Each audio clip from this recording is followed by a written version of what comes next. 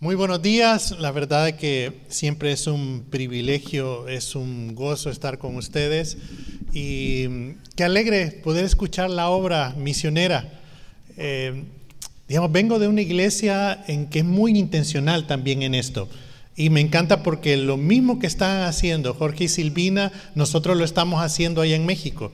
Nosotros tenemos creo que no es tan lejos, no sé a cuántas horas queda, a dónde van ustedes. ¿Ah? Una hora. Más o menos lo mismo tiene. Pero es lindo ver cómo la iglesia ha respondido, digamos, al llamado de conocer lo que es ir a predicar, ir a tener una horita feliz, a estar con familias, digamos, para poder proveer. Y cada sábado, digamos, hay hermanos de la iglesia que se involucran y va una combi con ellos para poder entender cómo poder ayudar más. Y me encanta porque así como Gustavo habló ahora, en la iglesia, digamos, siempre cuando se van a repartir las ofrendas, siempre dice el pastor, nosotros repartimos por 3 motivos. Uno, digamos, para que la obra de Dios pueda engrandecerse, para que puedan ir más personas, porque se apoyan misioneros y se apoya esta obra. Por las personas que dice que servimos acá, dice, y también por las instalaciones en sí. Y la iglesia siempre tiene que ser parte para todas estas cosas, porque es nuestra misión. Ahora, Gustavo ya dio un poco la introducción de quién soy yo. Digamos, yo sé que muchos me conocen, pero para los que no, mi nombre es Abner Flores, soy originario de Honduras. Hace 20 años, un poquito más de 20 años, yo estudié acá. Hoy estábamos haciendo la memoria de cuando se mudaron a la iglesia y creo que fue en el 2009, ¿verdad? Pero, digamos, estuvimos construyendo o estuvimos haciendo planos prácticamente de 2007, 2006 y 2007. Y fue algo increíble el tiempo que llevó. Pero ya pasó tiempo en medio de todo eso. Mi hijo, cuando yo vine acá a estudiar a Argentina, tenía 6 años y ahora ya es todo un hombre. Verlo como ya va a ser papá es otra etapa. Y yo no sé, creo que la mayoría de ustedes han pasado por diferentes etapas en la vida y pueden ver la etapa en que se casaron, la etapa en que estudiaron. Por ejemplo, para mí fueron muchos cambios, porque si bien soy originario de Honduras, tuve la oportunidad de trabajar 13 años en la construcción en mi país. Después fui desafiado con mi esposa a poder venir, digamos, a una aventura que cambió nuestra vida para siempre, que es poder venir a Argentina a estudiar 3 años la Biblia acá, donde conocimos gente maravillosa y tuvimos la oportunidad de hacer 3 años ministerio en la iglesia. Me acuerdo que la primera vez que hicimos ministerio, yo no sé los que recuerdan, Mul, digamos, en ese tiempo estaba acá, ahora vive en Panamá, pero, digamos, cuando venimos, el primer ministerio que tuvimos fue con el Club de Abuelos, me recuerdo, y andábamos por todo el pueblo yendo a traer abuelos, y para mí era algo nuevo, porque no sabía lo que significaba un Club de Abuelos. Digamos, ustedes en Argentina tienen una expectativa de vida mayor a veces que en Centroamérica. Y aquí ustedes pueden ver personas de 80 todavía caminando en la laguna, mientras que allá ya están en una mecedora. Digamos, es muy diferente. Pero para mí fue increíble tener esa experiencia de ver personas a una edad avanzada, digamos, con todo el deseo de jugar, de escuchar la Biblia. Me acuerdo una vez que hicimos la tarde de los disfraces. Y entonces viene y dice una abuela, ¿de qué va a disfrazar? Le pregunto, me voy a disfrazar de Eva. Dice, uy, y se disfrazó, se puso un mayón así de color piel, se puso una hoja y dos cosas acá, andaba con un palo y una serpiente y una manzana ahí que la mordía. Pero para mí fue impactante la creatividad que tenía para poder hacer esas cosas. Y eso era la iglesia.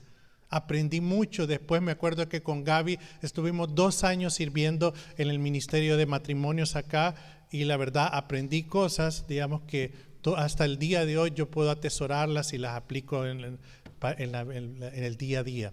¿Qué hago actualmente en Palabra de Vida? Desde hace como 6 o 7 años coordino la parte internacional de los recursos. ¿A qué se refiere eso? Para los que están familiarizados con nuestro ministerio, tenemos materiales como la hora silenciosa o tenemos las lecciones del Club Bíblico tanto para niños o para jóvenes. Entonces, mi rol dentro del ministerio es hacer que digamos que con el equipo, y parte del equipo es Eddie, que está, aparte Eddie solo menciona, Eddie es una parte que me ayuda desde Perú con el ministerio, con la parte de todo lo que son diseños de redes sociales y marketing. Nosotros lo que hacemos es que esos recursos que salen de Estados Unidos procuramos que estén en diferentes idiomas, digamos que los podamos entregar a los más de 83 países, y hemos ido creciendo para tener nuestros recursos en español, en portugués, en diferentes niveles en francés. Tenemos 2 años de currículum en árabe, tenemos un año, prácticamente 2 años en hindi, estamos trabajando en bengali. Tenemos este mes trabajamos con materiales en ruso y muchas otras cosas más que el Señor nos ha sorprendido de hasta dónde Dios nos ha llevado. Pero también, digamos, siempre he sido una persona con Jenny de una familia que nos gusta servir en la iglesia local, y prácticamente la iglesia local es lo que nosotros nos mantiene. Buscamos estar bajo una autoridad en la cual vamos creciendo, y dentro de esa iglesia local, desde que nosotros tuvimos ciertos cambios. Nosotros vivíamos en México, tenemos 11 años de vivir allá y vivíamos prácticamente en el pueblo donde está Palabra de Vida, pero después, cuando ya mi hijo tenía cierta edad, consideramos que era mejor que nos mudáramos a la ciudad por muchas cosas que necesitaba él en su nueva etapa. Nosotros tenemos un hijo de 13 y un hijo de 26, solo voy a ir haciendo así como paréntesis. En medio de esa etapa consideramos vital podernos mudar, y ya cuando nos mudamos a la ciudad nosotros nos podemos integrar de una manera más, digamos, profunda dentro de la iglesia, y el pastor nos dio el desafío de poder desarrollar todo el área de discipulado de la iglesia, y tenemos más de 3 años de estar desarrollando en diferentes etapas todo lo que es la parte integral, desde una persona que viene a la bienvenida hasta una persona que ya está en un grupo, digamos, en las casas que van en formación, digamos, de todo eso. Así que ha sido una experiencia increíble. Ahora, antes de venir acá, tuve el regalo de tener con todo este tema de que está mi hijo, que le llamo Glenn, que va a tener familia, una edad especial, 26 años, me ha tocado hacer ciertos cambios, digamos, o entender los cambios que yo necesito hacer, y a veces comprender qué cosas tuve que haber hecho con él y que ahora las puedo enmendar con mi hijo de 13 años. Y prácticamente es la manera en cómo yo invierto en la vida de él. Ahora que cuando tú tienes, yo creo que los que ya son mayores, cuando ustedes tienen un hijo mayor, ese hijo mayor, y ustedes van teniendo conversaciones profundas, uno se va dando cuenta, hey papá, cuando vos estuviste, o cuando estuvimos en Argentina, o cuando estuvimos acá, tal vez tú no me dedicaste tiempo, o tú fuiste esto, o no entendía parte de lo que era tu vida. Y te va haciendo reflexionar de realmente cómo eres un siervo de Dios en medio de un ministerio, y cómo a veces te das cuenta de algunas cosas, digamos, porque yo sé que aquí nadie va a actuar con sus hijos de una manera negativa, digamos, o intencionalmente no querer hacer lo bueno con ellos, pero muchas veces el ministerio, las actividades nos hacen descuidar cosas que son muy importantes. Y yo me estaba dando cuenta. El año pasado, por ejemplo, para mí fue una etapa increíble porque, digamos, mi cuerpo colapsó en muchas cosas. Estaba, para variar, o sea, siempre construyo iglesias, y estaba terminando la etapa de una etapa fuerte de construcción de la iglesia nuestra. Estaba con los discipulados, estaba con Palabra de Vida, y en determinado momento Dios es muy especial porque cuando tú no escuchas, digamos, Él manda situaciones, Él permite situaciones en tu vida que te dice, algo va a pasar. Y algo pasó en mi vida, digamos, el año pasado, como a mitad de año, surgieron muchas cosas en que tuve que hacer una pausa obligada debido a que mi cuerpo lo dijo, o sea, tenía que hacerme estudios, estaban fallando varias cosas, tuve que bajar 10 kilos para poder ponerme en forma, pero todo eso me hizo pensar de las cosas que estaba haciendo y el llamado de atención que Dios estaba dándome.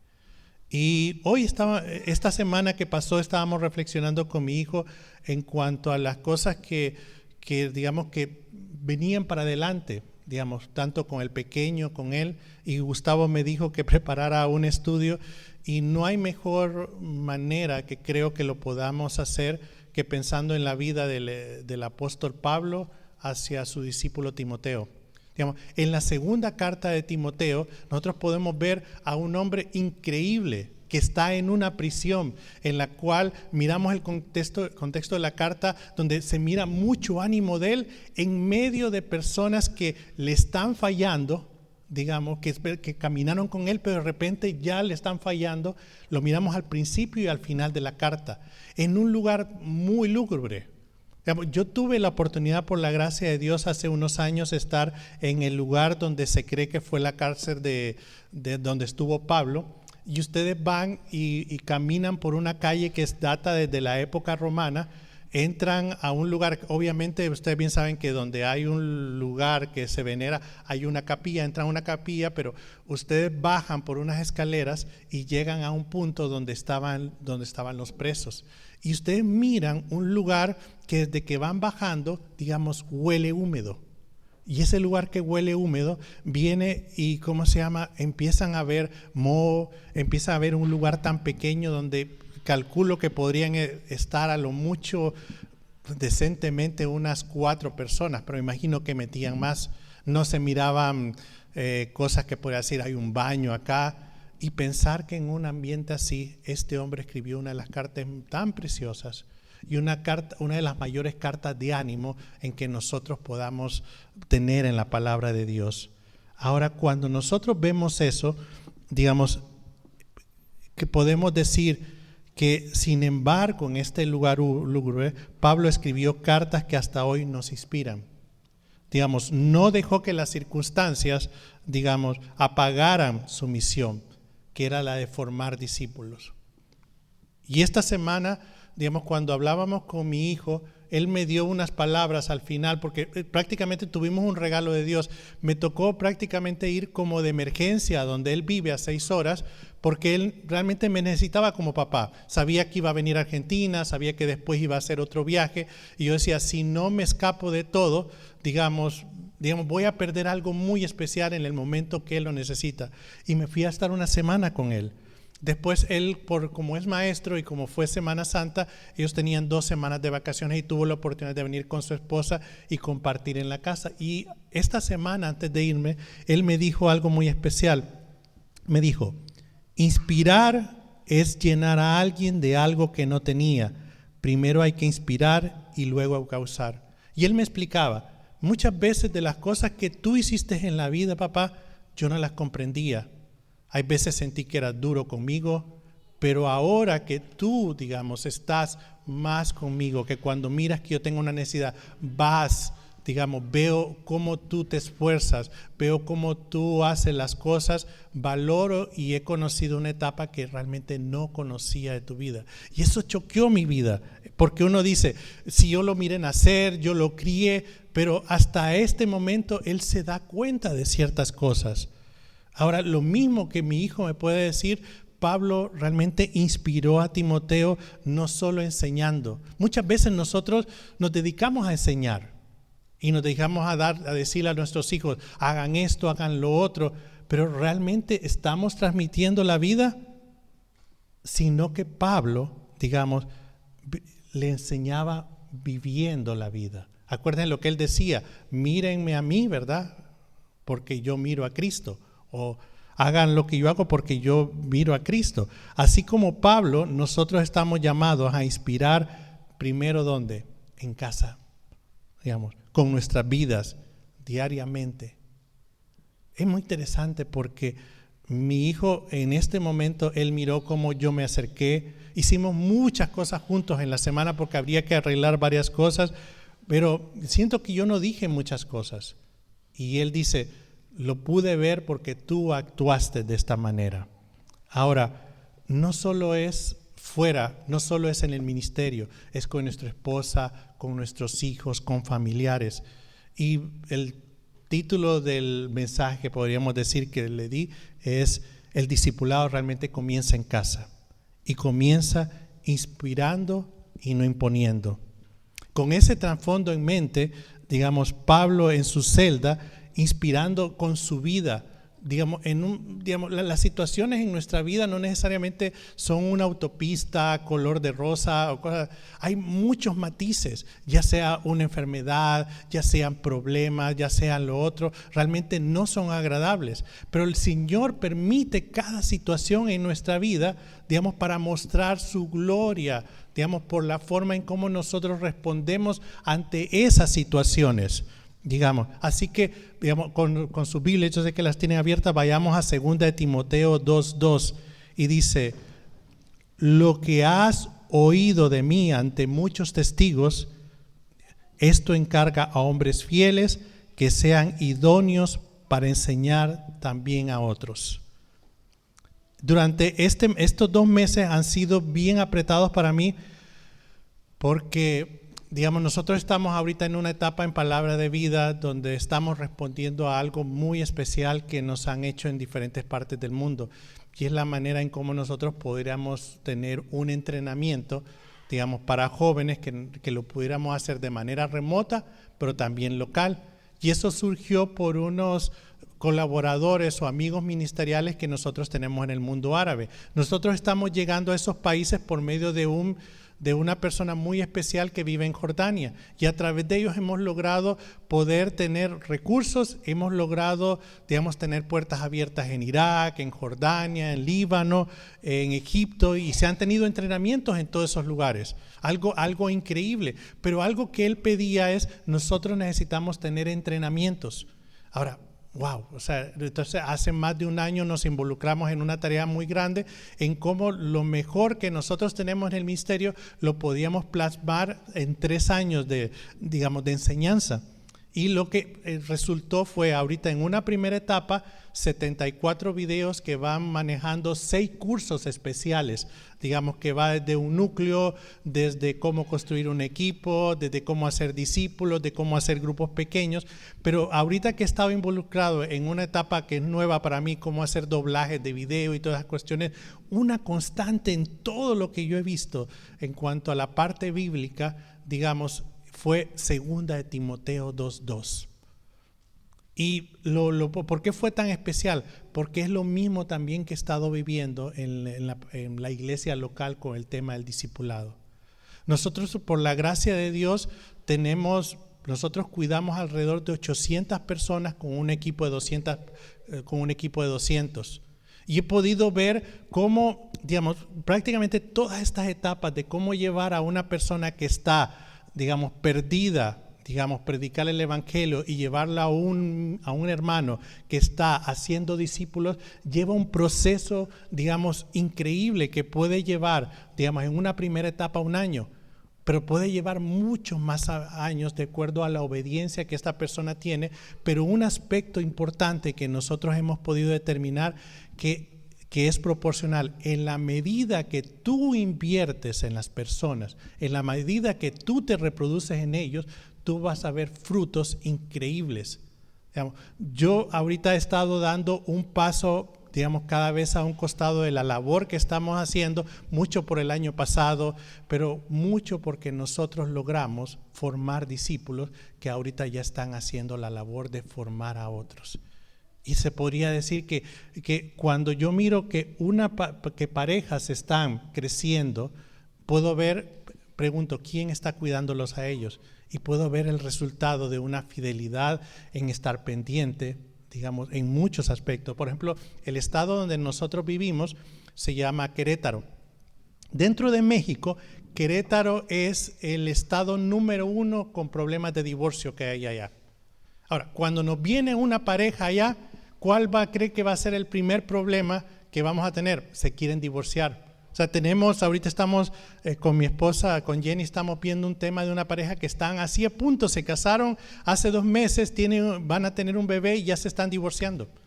Es un problema temático, pero ¿qué es lo que hace el cambio, en medio de las cosas? Y lo vamos a seguir viendo. Así que nuestro punto número 1 que podemos ver es el legado que se transmite. Y dice, Pablo le dice a Timoteo: lo que has oído de mí.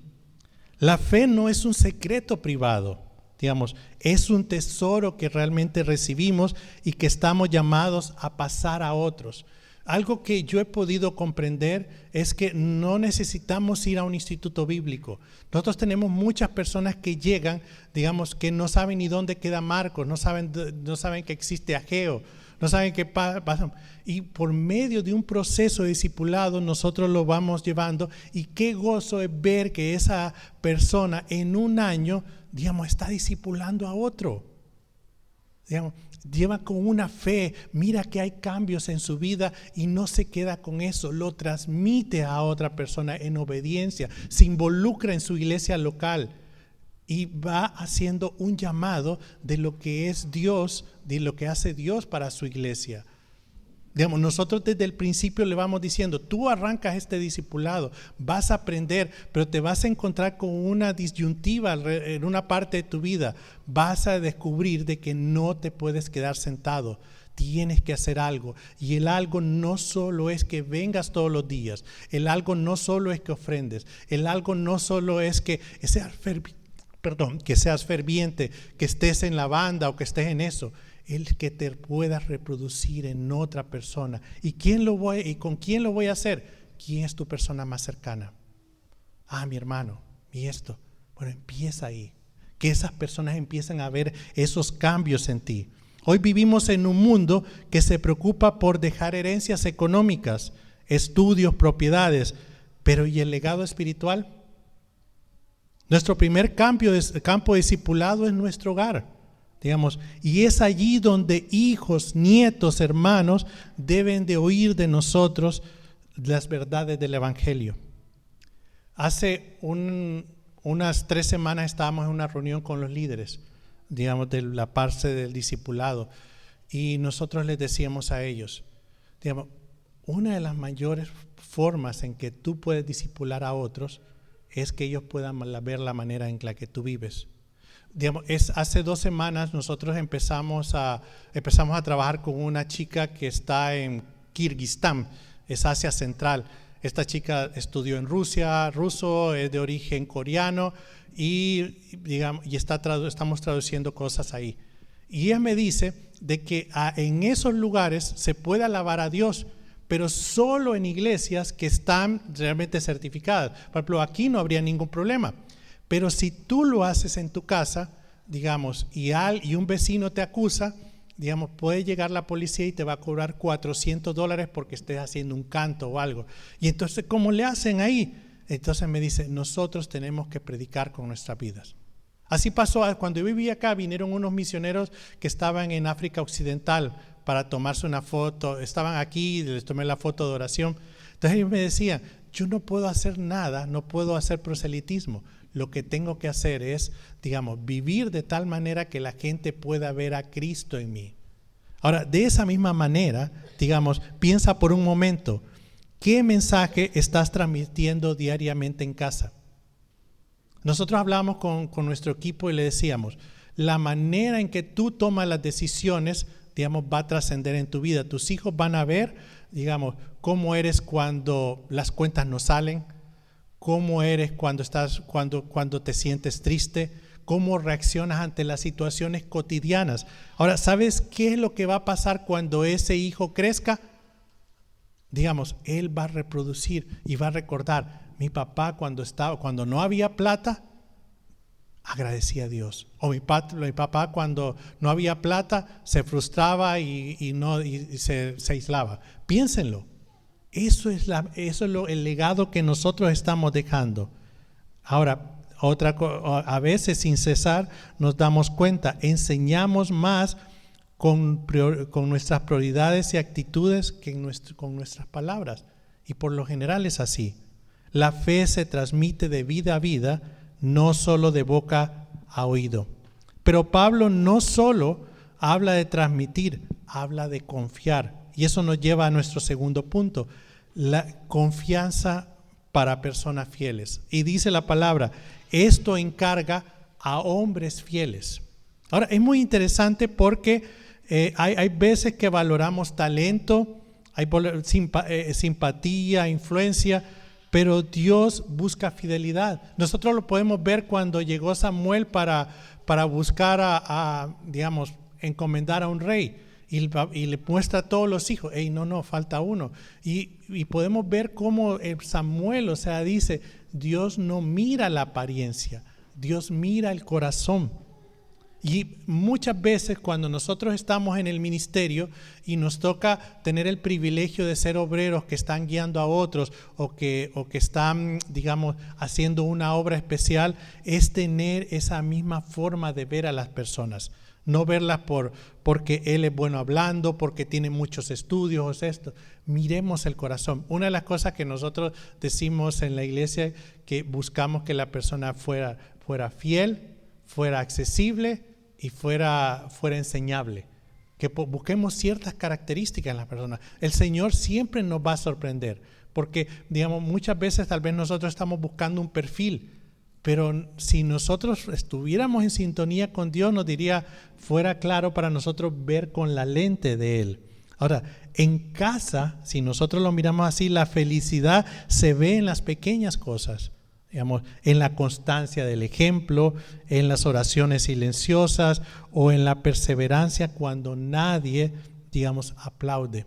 Y es muy interesante porque cuando estaba con mi hijo, él me hablaba de cosas que yo ni siquiera me daba cuenta que las estaba haciendo, pero él estaba observando.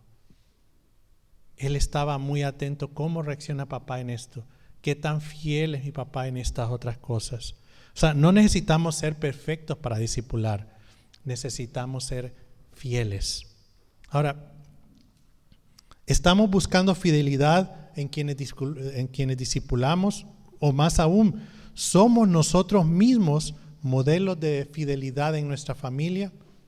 Creo que Dios está hablando de una manera muy especial cuando abrimos la palabra en 2 Timoteo 2:2 y cuando miramos en la carta.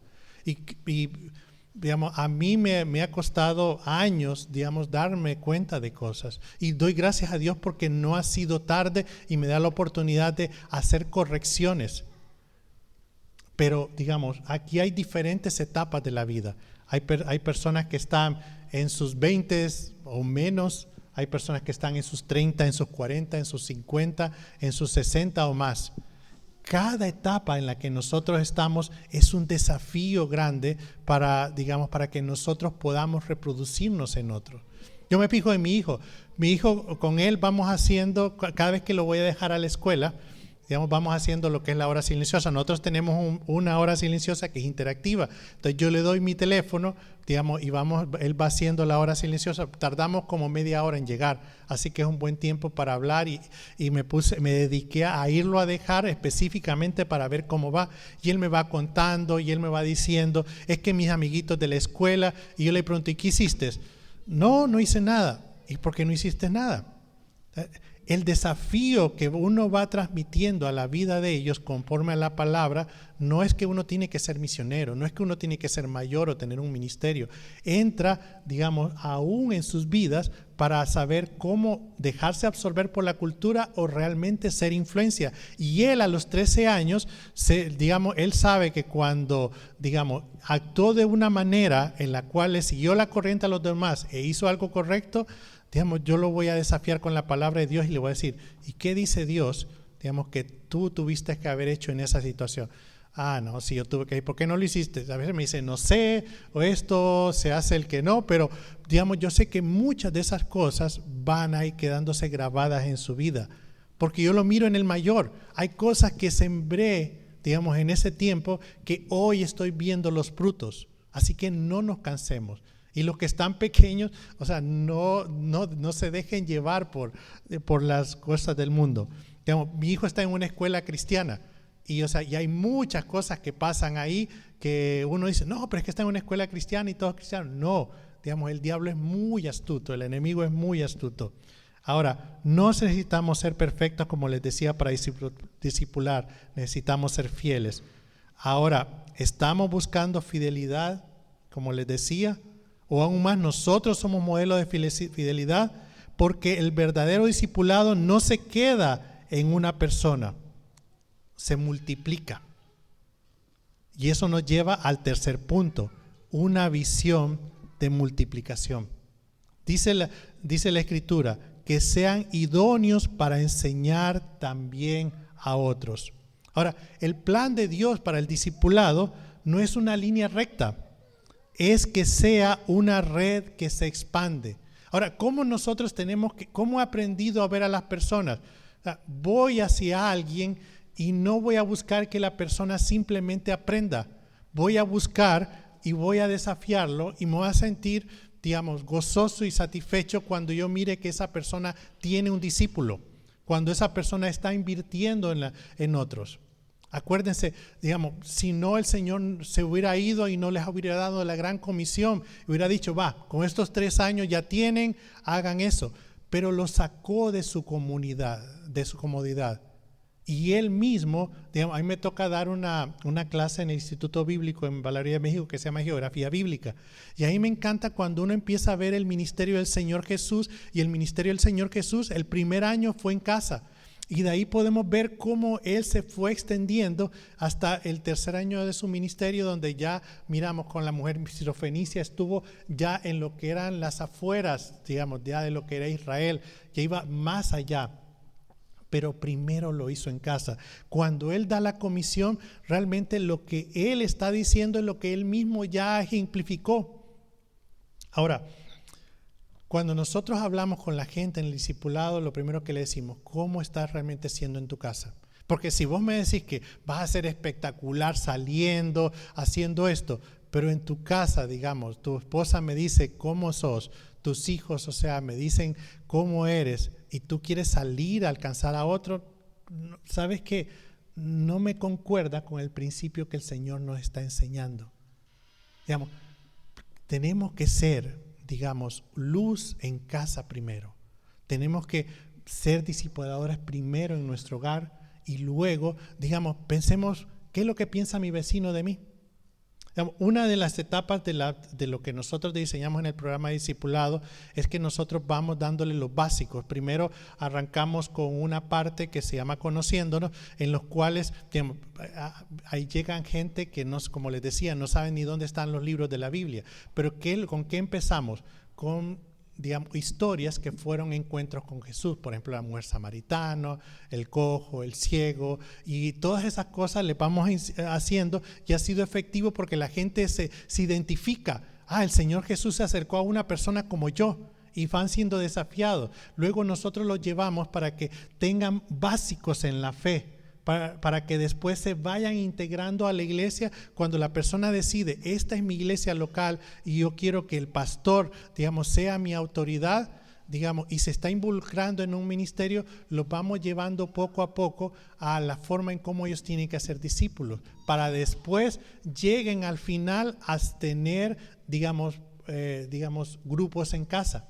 Pero cuando está el grupo en casa, lo que nosotros procuramos es que esta persona pueda, digamos, ser luz en su comunidad. Porque le decimos, si tú estás en este lugar, digamos, no es por coincidencia.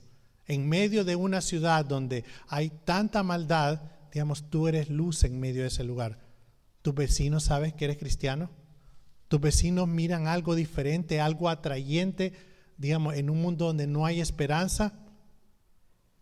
Y es ahí donde hay una gran oportunidad. Ahora, en casa, cada conversación, cada gesto de fe, digamos, cada momento de oración puede encender una vela en el corazón de otro, que a su vez la va a encender en otros a la vez. No estás solo formando hijos o hermanos, estás formando a quien podrá formar a muchos más. Y yo creo que muchos de ustedes conocen historias y sé que este lugar es tan especial porque tenemos amigos que han venido, digamos, con sus vidas destrozadas, han creído en el Evangelio y están sirviendo en otros lugares. Ahorita, el otro día tuvimos una reunión con los egresados, 20 años después, miren cómo pasa el tiempo. Algunos están en Turquía, otros están en Asia Central, y uno los miraba en el aula y unos miraban las cosas que estaban haciendo, digamos, obedeciendo a Dios y hasta dónde el Dios los ha llamado. Y escuchar los testimonios de cada uno es algo increíble, digamos, de lo que puede llegar a ser Dios. Ahora, la pregunta para nosotros hoy, ¿nos estamos viendo como parte de esa cadena de multiplicación que Dios diseñó? Porque no es algo nuevo, no es algo que, digamos, que un programa se lo inventa, un ministerio o es algo del pastor, es algo que está en la Biblia. ¿O nos hemos conformado solo con enseñar y no con preparar maestros? Una de las cosas que nosotros hemos descubierto, digamos, con el programa de jóvenes, y me he descubierto, digamos, por muchas cosas que a veces no funcionan, es que a veces nosotros queremos ser como las personas que transmiten la información. Cuando a medida que va pasando el tiempo en tu vida, nosotros somos esos entrenadores que estamos buscando que realmente las estrellas, las personas que realmente van a hacer la obra, son a los que nosotros estamos entrenando y que ellos son los héroes de la historia, digamos, no nosotros. No, hay etapas en la vida, digamos, como ustedes, como Argentina es tan apasionada en el fútbol, ¿un jugador se queda todo el tiempo en el equipo? No. O sea, realmente solo está una etapa muy corta. Digamos, he visto que los jugadores a los 35 años ya prácticamente se retiran. Uno porque las rodillas no dan, otro porque viene una nueva generación. Pero estos nuevos, estos jugadores que tanto aprendieron, que brillaron y todo eso, ¿cuál es su mejor función? Ver que otros triunfen en la siguiente etapa. Y en el discipulado es así. Llega un momento en que uno está en la cancha, pero llega otro momento en que uno sale de ella y se dedica a ver cómo apoya. Tú ya no eres el principal, sino que buscas que esta nueva generación realmente sea la que alcance a otras personas. Ahora, la pregunta es, ¿nos estamos viendo como parte de esta cadena o nos estamos conformando solo con enseñar y no preparar maestros? Por eso, hoy quiero invitarte a tomar una decisión muy concreta. Y terminando, digamos, hoy, antes de salir de este lugar, piensa en tu persona más cercana, en tu familia. Piensa, ya sea tu hermano, ya sea tu hijo, ponle un nombre.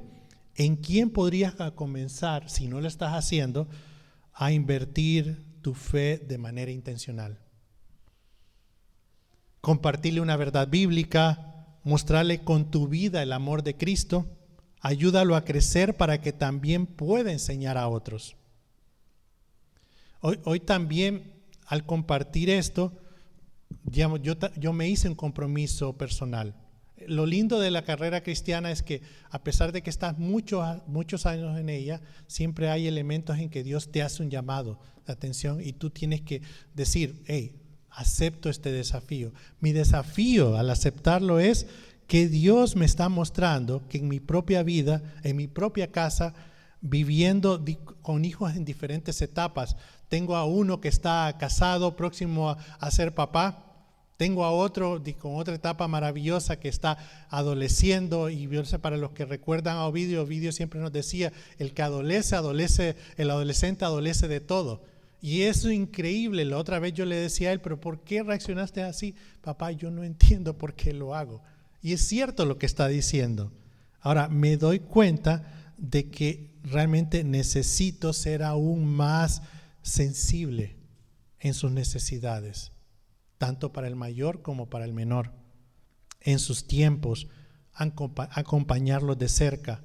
Digamos, si bien puedo hacer materiales que pueden estar, hace poco me mandaron una foto de Papua New Guinea, de una universidad que está tomando nuestros recursos, y uno le da gozo ver cómo, digamos, la gente aparece con materiales que tal vez uno estaba, digamos, haciéndolos, que estuvieran en el idioma, y se goza, pero, digamos, eso se ve sombrío, se empalidece cuando uno mira la necesidad en casa, y uno dice, hey, papá, yo realmente te necesito, yo necesito que me acompañes. Que cuando tienes un hijo que te necesita, cuando mi hijo mayor me dice, tú tienes mucho en tu cabeza, transmítelos a mí y a mi hermano. No te vayas con eso a la tumba en medio de todo eso. Y te rompe el corazón cuando mira. Entonces, acompañarlos de cerca, seguir invirtiendo intencionalmente en su fe. O sea, no quiero realmente, mi compromiso es que no quiero que la rutina o la distancia generacional sean excusas. Quiero realmente ser un papá y un discipulador en casa antes que serlo en cualquier otro lugar. Ahora, no dejemos que la fe termine con nosotros, que en nuestra casa comience una revolución de discipulado. Oramos. Señor, gracias por lo que nos has enseñado en esta mañana, en tu palabra. Gracias por la vida de Pablo.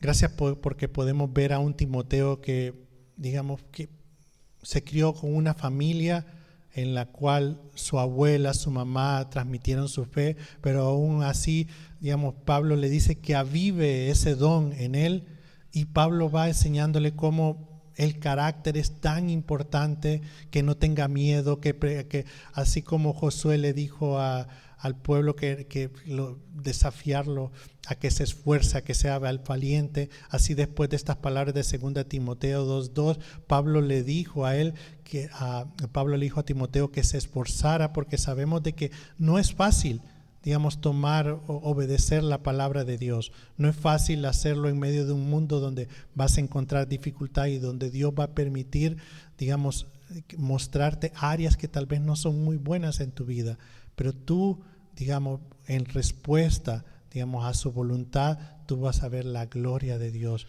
tú vas a ver esos resultados. Gracias por la vida que realmente nos das, por las oportunidades que nos das, porque no necesitamos ir a otra parte del mundo para encontrar discípulos, a personas que nosotros podamos transmitir por la fe. Los tenemos en casa. Ayúdanos a tener una visión como tú la tienes, como tú la mostraste, de primero ser luz en casa y después ir a nuestra comunidad, a nuestro Jerusalén, a nuestra Samaria y hasta lo último de la tierra. Gracias por esta hermosa iglesia, gracias por los pastores, gracias por su liderazgo, gracias por cada persona, por cada familia representada, gracias por las misiones que están haciendo y que tú vayas siempre frente a ellos. Todo esto te lo pedimos en el nombre de Jesucristo, tu Hijo. Amén.